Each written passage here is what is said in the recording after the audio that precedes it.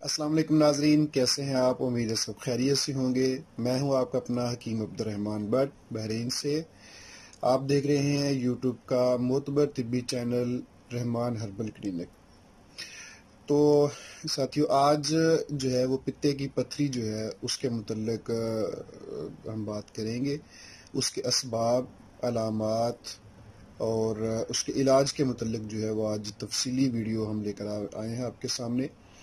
تو اس کے متعلق مکمل جاننے کے لیے ویڈیو کو آخر تک دیکھیے۔ نئے آنے والے ساتھی چینل کو سبسکرائب کیجئے، ویڈیو کو لائک اور شیئر کیجئے تاکہ ہماری نئی اپلوڈ ہونے والی ویڈیوز بر وقت آپ تک پہنچ سکیں۔ تو پتے کی پتھری جو ہے یہ آج کل بہت تیزی سے لوگوں میں ہو رہی ہے۔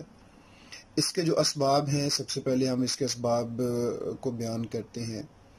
ایک تو سب سے پہلے کولڈ ڈرنکس کا بہت زیادہ استعمال۔ میں آپ کو تھوڑا سا اس کی ڈیٹیل بتا دیتا ہوں کہ اصل میں پتے کے اندر پتھریاں نہیں پیدا ہو سکتی۔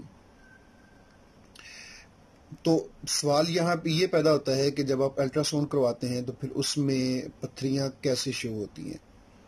تو اصل میں ہوتا یوں ہے کہ پتے کے اندر صفرا بائل جو ہے وہ سٹور ہوتا ہے۔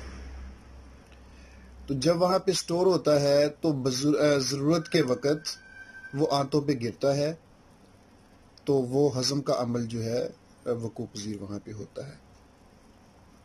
اب یہ ہے کہ صفرا کا مزاج گرم خشک ہے، تو کوئی بھی ایسی چیزیں جو آپ استعمال کرتے ہیں جیسے سرد خشک چیزیں، ایسی چیزیں جن کا مزاج سرد خشک ہوگا یا خشک سرد ہوگا، تو وہ کیا کریں گی کہ جسم کے اندر حرارت کو کم کر دیں گی۔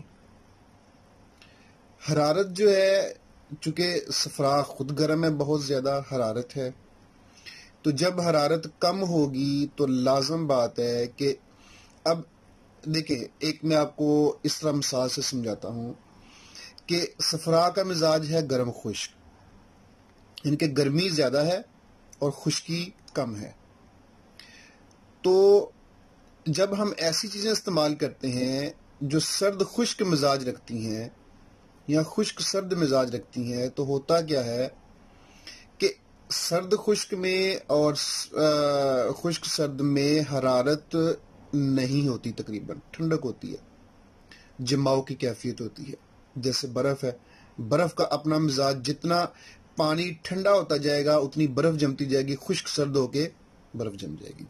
یعنی کہ برودت کی زیادتی جب ہو جاتی ہے، بڑھ جاتی حد سے، تو جماؤ پیدا کرتی ہے، چیزوں کو روک دیتی ہے۔ تو جب ہم نے سرد خشک چیزیں استعمال کی تو سردی نے گرمی کو توڑا اور اس کو کم کر دیا۔ اب جو کہ سردی خشکی میں بھی سردی بھی ہے اور گرمی بھی ہے، خشکی بھی ہے، تو صفرا میں بھی گرمی اور خشکی، یعنی کہ دونوں میں جو چیز کامن پائی جاتی ہے وہ ہے خشکی۔ تو کیا ہوگا کہ سرد خشک جو چیزیں استعمال کریں گے تو ان کی سردی جو ہے وہ صفرا کی گرمی کو کم کر دے گی، جس کی صورت میں خشکی بڑھ جائے گی۔ تو جب لازم بات ہے گرمی کم ہوگی تو وہاں پہ سردی خشکی ہی زیادہ آئے گی، خشکی سردی آئے گی۔ تو جب خشکی سردی جسم کے اندر بڑھ جائے گی تو جو پتے کے اندر صفرا سٹور ہے وہ آہستہ آہستہ، جب اس کا ٹمپریچر یہ ایسے ہی ہے کہ جیسے آپ فریزر میں برف جمانے کے لیے پانی رکھتے ہیں تو سب سے پہلے وہ ٹھنڈا ہوتا ہے، اس کے بعد زیادہ ٹھنڈا ہوتا ہے، پھر جتنا زیادہ سردی کی شدت بڑھتی جاتی ہے وہ جمنا شروع ہو جاتا ہے۔ تو سیم یہی کیفیت وہاں بھی ہوتی ہے کہ جب جیسے جیسے خشکی سردی بڑھتی ہے ویسے ویسے صفرا کی حدت کم ہوتی ہے اور وہاں پہ وہ رکنا شروع ہو جاتا ہے، کرسٹلز بننے شروع ہو جاتے ہیں اور وہ جم جاتا ہے، اور جب آپ الٹرا ساؤنڈ کرواتے ہیں تو وہ پتھریوں کی صورت میں آپ کو ظاہر ہوتا ہے۔ تو اب یہ ہے کہ جس طرح ہم کولڈ ڈرنکس استعمال کرتے ہیں، زیادہ لیموں کا استعمال اور فاسٹ فوڈ کا زیادہ استعمال، ایسی چیزیں جن میں سردی خشکی زیادہ ہے یا ٹھنڈی چیزیں زیادہ استعمال کرنا، ٹھنڈا پانی، برف والا ٹھنڈا پانی استعمال کرنا، جیسے عادت ہوتی ہے بعض لوگوں کو فریزر سے یا فریج سے ٹھنڈے پانی کی بوتل نکالی اور ایک سانس میں ساری بوتل ختم کر گئے، چاہے وہ کولڈ ڈرنک ہے وہ چاہے سادہ ٹھنڈا پانی ہے۔ تو اور خاص طور پہ یہ نقصان دیتا ہے جب آپ کھانے کے دوران پیتے ہیں یا کھانے کے سے پہلے یا کھانے کے فوراً بعد پیتے ہیں، تو یہ نقصان ہوتا ہے۔ اس کے ساتھ ساتھ یہ ہے کہ آرام طلبی، اے سی میں زیادہ رہنا، کھانا کھا کے سو جانا، ایکسرسائز نہ کرنا، موٹاپا بھی اس چیز کا باعث بنتا ہے۔ اور اس کے ساتھ جو ہے سہل پسندی، واک نہ کرنا، اے سی والے کمرے میں زیادہ رہنا، یعنی کہ ایسے حضرات جو آفس میں کام کرتے ہیں، تو ساری چیزیں جب ملتی ہیں، جیسے جو آفس میں کام کرتے ہیں اے سی وغیرہ وہاں پہ ہوتا ہے، تو ساتھ میں اگر وہ کولڈ ڈرنکس بھی یوز کرتے ہیں، ٹھنڈا پانی بھی استعمال کرتے ہیں، تو پھر ان میں آئے گا۔ اگر وہ یہ چیزیں نہیں یوز کرتے، بے شک اے سی والے روم میں بھی رہتے ہیں، تو پھر ان میں بھی یہ بہت کم چانسز ہوتے ہیں۔ تو ایسی چیزیں جو خشکی سردی یا سردی خشکی جسم میں بڑھا دیں، اور ورزش کا نہ کرنا، کھانا کھا کے سو جانا، اور کھانے کے دوران اور کھانے سے پہلے یا کھانے کے بعد جو ہے وہ ٹھنڈا پانی یا کولڈ ڈرنکس کا استعمال کرنا، مرغن چیزیں استعمال کرنے کے ساتھ کولڈ ڈرنکس کا استعمال کرنا، ایسی چیزیں جو ہوتی ہیں وہ جسم کے اندر حرارت کو کم کر دیتی ہیں اور صفرا کی پیدائش کو بھی روک دیتی ہیں، اور جو صفرا ہوتا ہے جسم کے اندر وہ بھی رکنا شروع ہو جاتا ہے۔ اس پہ میں پہلے بھی بات کر چکا ہوں، موٹاپے پہ ویڈیو ہماری اپلوڈ ہو چکی ہے، اس میں بھی یہ اثرات سارے اسباب آتے ہیں، اسی اسباب کی وجہ سے موٹاپا بھی آتا ہے اور آنتوں پہ چربی بھی چڑھ جاتی ہے، ڈائجسٹ بھی خراب ہو جاتا ہے۔ تو جو جگر ہے اور صفرا، یہ ہاضمے میں ایک کلیدی کردار ادا کرتا ہے۔ لازم بات ہے جب صفرا کم ہو جائے گا اور کم پیدا ہوگا اور وہ رکنا شروع ہو جائے گا، تو یہ ڈائجسٹ بھی خراب ہو جائے گا۔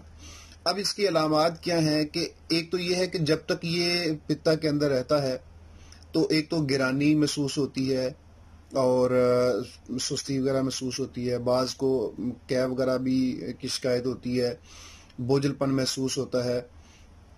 تو یہ خاص طور پہ یہاں پہ ہوتا ہے رائٹ سائڈ پہ، تو زیادہ عام محسوس نہیں ہوتا کہ یہ بعض لوگ سمجھتے ہیں معدے کی درد ہے، بعض لوگ سمجھتے ہیں کہ جگر کے، کیونکہ یہ جگر کے اوپر پتا ہوتا ہے، تو اس جب تک الٹرا ساؤنڈ نہیں کرواتے تب تک جو ہے وہ آپ صحیح ڈائگنوز نہیں اس کا ہو سکتا۔